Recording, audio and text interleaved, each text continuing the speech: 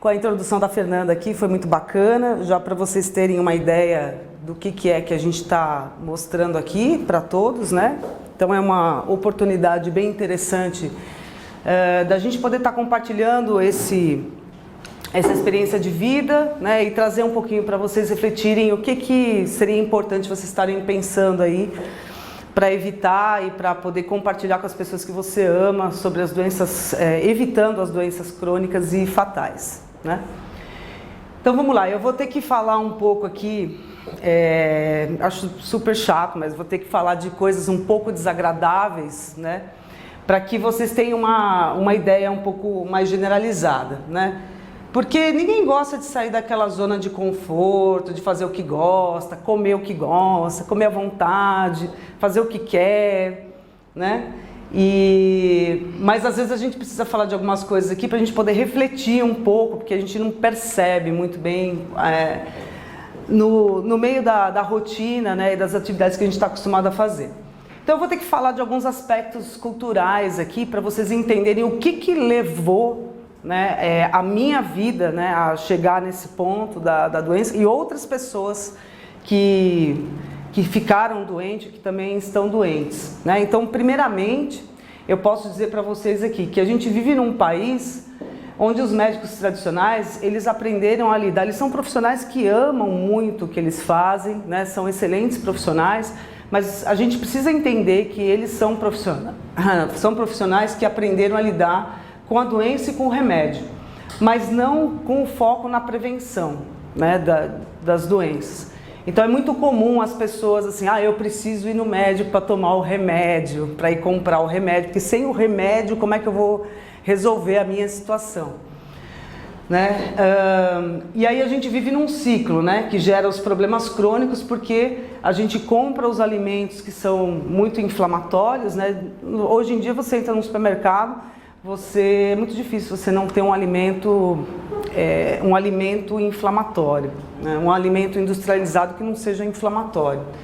E aí vira um ciclo, né? Que a gente come bastante coisa que é inflamatória e depois a gente fica doente e depois precisa ir na farmácia comprar o remédio. E a população ela está acostumada a precisar ir no médico para comprar o remédio, principalmente as pessoas mais velhas, os idosos, né, que é muito difícil a pessoa pensar em viver a vida dela sem os remédios. Então isso é uma questão cultural que a gente tem aqui e é muito forte isso. Além da indústria alimentícia tradicional, a gente tem também, nos últimos tempos, né, a indústria dos diets e dos lights, que infelizmente também causam muitas doenças.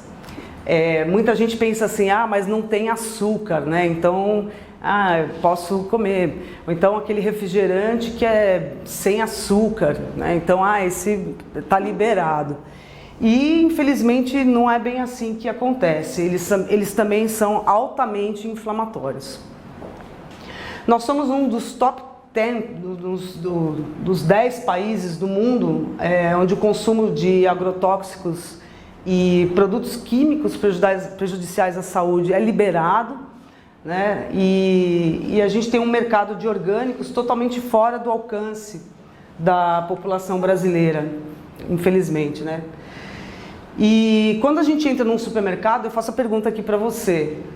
Você já prestou atenção quando você sai do supermercado, como é que sai o seu carrinho do supermercado? É só você pode olhar quando você está na fila, né, para passar no supermercado, você vê lá aquele carrinho cheio de coisa e tal. Então eu queria deixar aqui uma reflexão para vocês, quando vocês saem do supermercado, como é que é esse carrinho, né? Quantas latas tem lá dentro, quantos pacotes, né, que são coisas que não são alimentos da natureza, são alimentos industrializados e na maioria das vezes inflamatórios.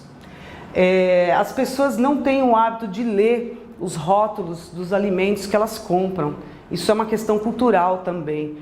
As pessoas estão bem acostumadas a não prestarem atenção nos rótulos. Então, quando você vê lá ingredientes e você vê lá um texto bem grande, né, de um monte de informação do que são os ingredientes, normalmente tem muita adição, muitos elementos químicos que certamente vão causar muitos prejuízos aí para a sua saúde. Outra questão que a gente vê que está bastante forte é que os planos de saúde, os seguros, as seguradoras de saúde, estão se tornando cada vez mais difíceis das pessoas obterem um plano de saúde, né, obterem tanto as empresas como a pessoa física.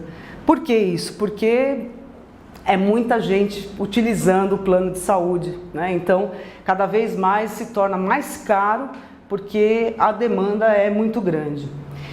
E a gente tem uma questão cultural aqui no Brasil também, que a gente já vive há um bom tempo, né? Mas hoje também ainda com bastante ênfase, que é a questão mental um pouco também perturbada pela questão do desemprego, né? Então muita gente que está desempregado adoece porque se sente a carta fora do baralho, está desempregado, e quem está empregado tem um acúmulo de funções, então tem uma vida muito agitada, muito aglomerada, e essas pessoas não conseguem cuidar da saúde devidamente.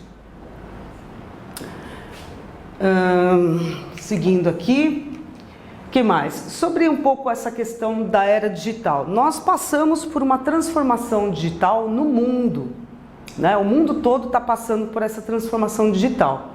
E essa transformação digital, ela causa, né, uma parte muito boa, que é a gente ter mais informação, ter mais conhecimento, ter a oportunidade de ter mais conhecimento, mas por outro lado também ela acelera demais e as pessoas estão cada vez com menos tempo para cuidar da sua saúde. A gente não tem uma orientação para saber como pesquisar. O brasileiro, principalmente, ele não sabe muito bem como pesquisar as coisas na internet. Ele compartilha muita fake news, né, as mensagens falsas, de origem falsa. Nós não sabemos muito idiomas, né, muito comum brasileiro, é difícil, às vezes sabe um pouco de inglês, mas não tem idiomas, né, não é uma coisa cultural que o brasileiro sabe falar idiomas. Então isso também dificulta um pouco na hora de pesquisar informação, pesquisar conhecimento, né? Então existe um bloqueio também para as pessoas estarem pesquisando por causa disso. E nós não tivemos nenhum treinamento, nenhum cursinho, nenhuma preparação para saber lidar com as ferramentas da internet, saber fazer buscas, saber lidar com essas pesquisas, esses temas internacionais que hoje estão cada vez mais aí, importantes para a gente poder ter informação. Então o que acontece? A gente principalmente o brasileiro, é bastante manipulado pelas mídias, né? A gente tem a mídia de massa brasileira, os anunciantes que pagam e sustentam essa mídia, né, nas grandes redes aí de televisão principalmente, e esses anunciantes trazem a publicidade, que eu venho desse setor, né, amo a publicidade, acho muito bacana, a comunicação é a publicidade, mas infelizmente o conteúdo que a gente vê na televisão, nas grandes massas, mídias de massa, é sempre sobre produtos, né, de consumo e altamente inflamatórios e industrializados. Então as pessoas ficam com muito pouco conhecimento em relação a essa questão de alimentos melhores, né? A gente acaba sempre sendo muito impactado pela mídia sobre o que tem no supermercado e o que passa na hora do intervalo da novela. Outro aspecto aqui, né? A mídia, é difícil, a gente sabe, né? Quem tem hoje mais de 50 anos sempre é difícil falar para você assim, você conhece a novela tal, né? Quem nunca, né, assistiu O Anjo Mal, O Pai Herói, fala aí. A Rose é uma que é fãzona de novela, né? Então é cultural isso também, né, gente? E isso marca a vida das pessoas, né? Quando eu era criança, eu lembro lá do Sol de Verão, né? Então, existe a coisa gostosa da TV, dos atores, do trabalho riquíssimo que tem os atores, e é muito bacana isso, é uma cultura importante do nosso país. Porém, ao passar dos anos, né, isso foi ficando assim muito bitolado, né? As pessoas foram cada vez mais ficando só nessa coisa de de dramaturgia, né? E aí, infelizmente, assim, o que traz a novela e a dramaturgia acaba engessando muito a mente das pessoas com o quê? Né? O que que passa na novela? Você que é super... acompanha rigorosamente as novelas, né? Vê se eu estou errada. É sempre sobre traição, uma desgraça, que alguém matou não sei quem, né? A outra que deixou no dia do casamento. É só desgraça, é sempre um drama, é um ciúmes, né? É alguém que está querendo sacanear alguém no trabalho. Enfim, é sempre uma coisa da maldade, né? E isso contamina muito, intoxica muito a mente das pessoas, porque as pessoas só ficam vivendo aquilo, né? Então, nós sabemos dramatizar, culpar alguém por algo que ocorreu conosco, mas nós não sabemos resolver problemas sem reclamar. Isso que eu falei da novela é só um exemplo, né? Mas é uma coisa que impacta muito a população brasileira. Então, é muita gente, né? Que nem um gado, né? Vivendo sempre aquela mesma informação. E a era digital impactou mais nesse sedentarismo, né? De ficar sentado ali assistindo o Jornal Nacional, a novela e tal. Então nós vivemos em cidades grandes com cada vez menos acesso a movimentar o nosso corpo, que é muito complicado isso.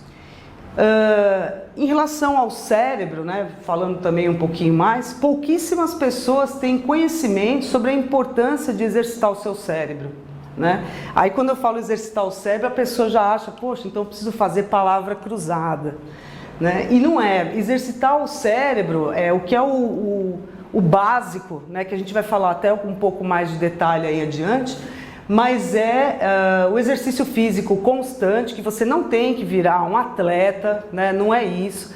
Mas são movimentos básicos, porque cada movimento, só de você fazer um movimento aqui assim, o seu cérebro ele está trabalhando nisso. Então, tem muitos estudos que dizem que realmente são super comprovados que exercícios físicos, não necessariamente para você se arrebentar numa academia, mas exercícios físicos são fundamentais para que a sua mente fique saudável, né? O sono adequado e a boa alimentação. Então, essa é uma combinação dessas três coisas para que você tenha uma mente saudável e você consiga chegar lá nos seus 100 anos ainda mandando muito bem em várias coisas, né? Com bastante consciência e saúde no cérebro. Nós também temos a questão cultural aqui do brasileiro, que nós não temos um hábito de leitura, né? Então, de novo, como essa questão da mídia de massa, principalmente a TV, né? As pessoas gostam muito de estarem ligadas na TV. O brasileiro ele não tem muito também essa questão cultural, né? De desenvolver pesquisas, estudos, não lê, né? Não lê muito. E nós não temos um ensino acadêmico aqui no Brasil muito focado para o aprendizado da vida, né? Na escola, as criancinhas elas não aprendem muito assim, estudar para a vida. Elas aprendem que elas têm que estudar, principalmente para passar na prova. Então, assim, isso é uma coisa meio geral, né? As escolas aqui, olha, você tem que tirar nota, você tem que estudar para a prova. Mas é difícil você ver alguma educação falando assim, olha, você vai para casa, pesquisa sobre tais assuntos, né? Vê todas as informações que você pode ter e tal. E aí, para você desenvolver aquele estudo, para você ter conhecimento, né? Eu tenho criança pequena, eu posso dizer para vocês, meus filhos ainda vivem aqui, né, nesse país, no Brasil, e também tem essa situação de chegar em casa, não, olha, só tem que fazer aquela lição, aquele exercício que a professora mandou, não precisa fazer o resto, né? Então isso também é uma questão cultural que aprende o quê? Aprende a não ter esse intuito de pesquisar e de ter conhecimento das coisas. Então, infelizmente, nós não temos acesso às informações, alimentos, hábitos mais saudáveis e estamos adoecendo mais do que nunca na história humana,